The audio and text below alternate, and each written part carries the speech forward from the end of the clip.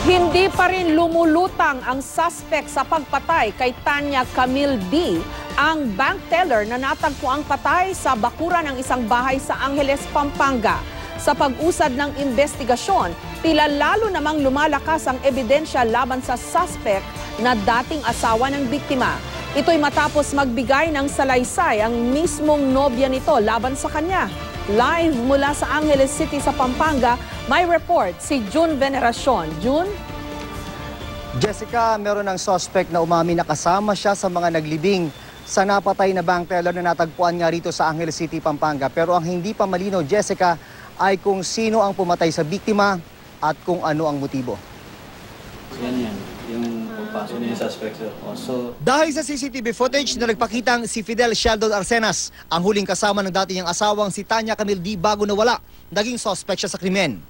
Pero may iba pang hawak ngayon ang mga investigador laban kay Arcenas. Kagabi, nagsumiti ng affidavit sa Pampanga CIDG ang nobya ni Arcenas si Angela Di Choco. May affidavit na siya na pinirmahan.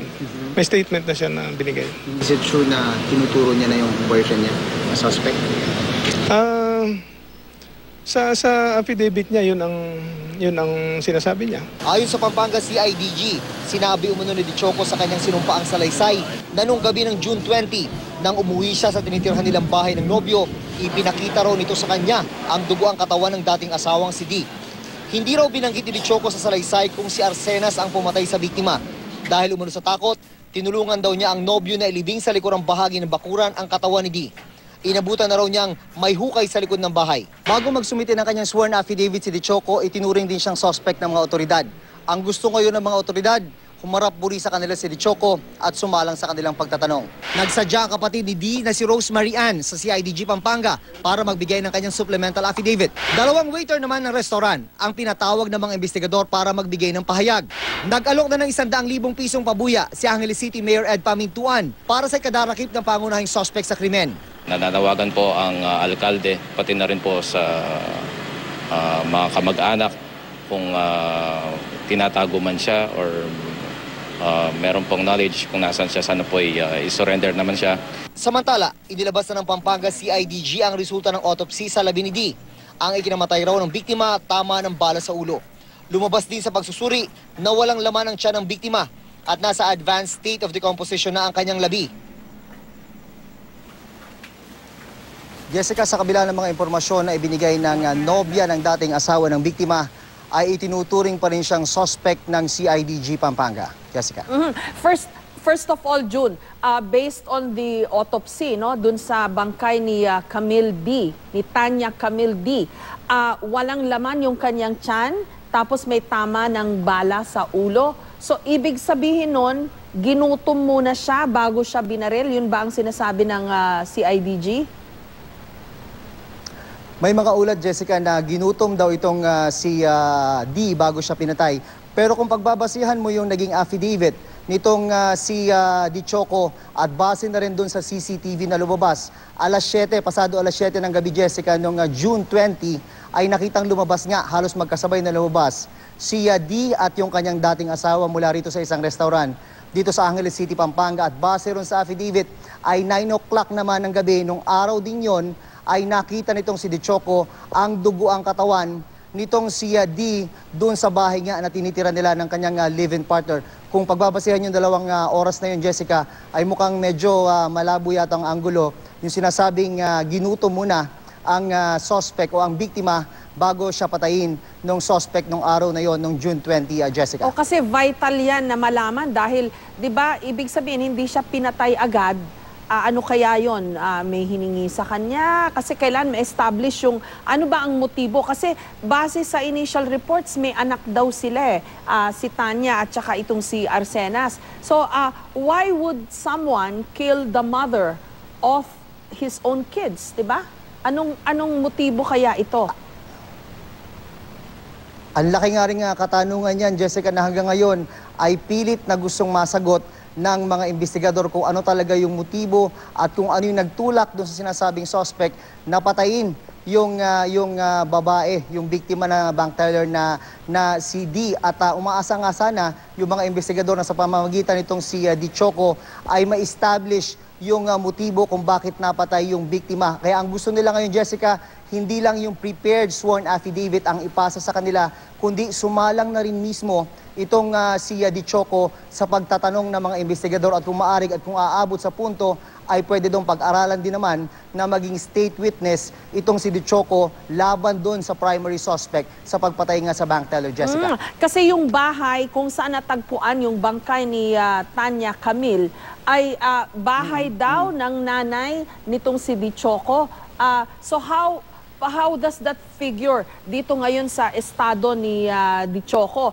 How is the police treating her? Ano ba siya, witness? Dahil nakapagsumite ng affidavit at sinasabi niya na nakita niya na duguan yung si Arsenas, and then pero sinabi rin niya na tinulungan niya si Arsenas na ilibing itong si D. So ano ba yon? Suspect din ba siya? Anong sabi ng pulis sa'yo, June?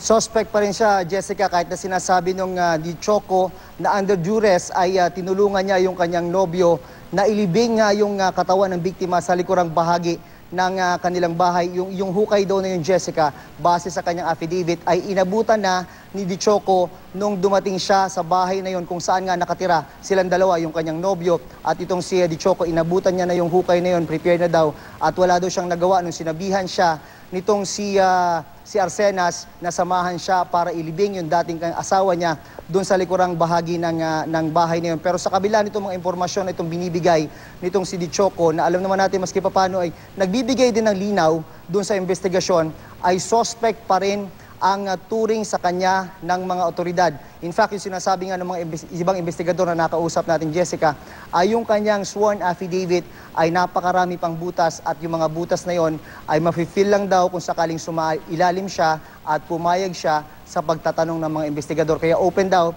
itong CIDG Pampanga kung gustuhin muli nitong si Dichoco na mag-appear dito sa kanilang tanggapan, Jessica. May impormasyon ba, June, kung exactly ano ang klaseng relationship meron itong si Tanya Camille dun sa kanyang ex-husband na si Arsenas? Bakit sila nagkita nung araw na yon na nakuna ng CCTV? May away ba sila o may posible bang issue sa pagitan nila? Anong sabi ng mga kamag-anak? Kasi meron ng kapatid siya, no, ni Tanya, na pumunta sa pulis, and I suppose nagbigay na rin siya ng salaysay.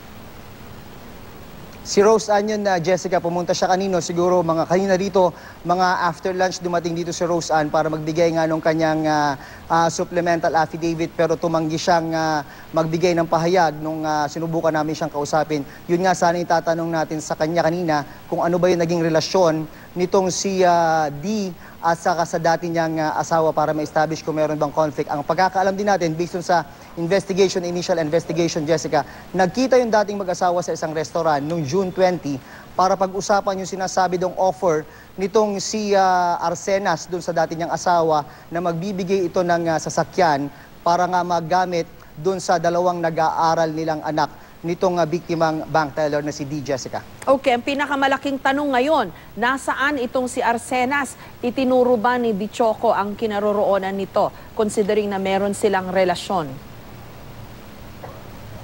Wala rin na ibigay na ganong detalye itong si Dichoco sa pamamagitan nga nung kanyang affidavit. Kasi nga, hindi naman siya tumanggap ng mga tanong mula sa mga investigador, at yung affidavit lang ang kanyang isinabit dito sa CIDG Pampanga. At dito nga rin sa probinsya ng Pampanga, dito in particular sa Angeles City, ay sinusubukan din nating mahanap itong si Arsenas doon sa mga known addresses niya. At yung mga known addresses na yun, Jessica, pinadala na rin pala ng sulat yon ng CIDG Pampanga para mag-appear siya personally dito sa kanyang dito sa tanggapan dito sa Angeles City, Pampanga, para magbigay ng kanyang affidavit. Kung hindi man ay mag-appear personally dito para humalap sa mga investigador. Kaya ang long and short of it ay hindi pa rin mahanap ngayon ng mga investigador, ng mga otoridad, itong si Arsenas na sinasabing suspect nga sa pagpatay sa dati niyang asawa, Jessica. I understand, June, na connected dati sa provincial government ba ng Pampanga itong si Arsenas? At nagtataka lang ako, usually sa ibang mga kaso ng krimen, di ba, mabilis nakakapaglabas ng cartographic sketch ng mga suspect. Bakit dito sa kasong ito, kahapon pa ito nangyari o kahapon natin nalaman sa media, bakit hanggang ngayon wala pang inilalabas na cartographic sketch bukod dito sa nakikita nating mukha niya dito sa CCTV, di ba?